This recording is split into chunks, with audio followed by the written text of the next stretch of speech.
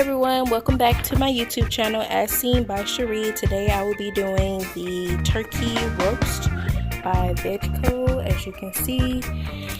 And what we have here, I've listed the ingredients in a previous video, but what we have here, main thing to cook it, it is already thawed. It's been thawing for a couple days.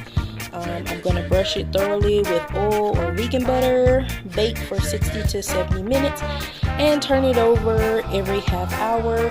Let stand for 10 minutes before enjoying. Here we go. Okay, this is what it looks like currently. What I'm going to do, I'm going to take some canola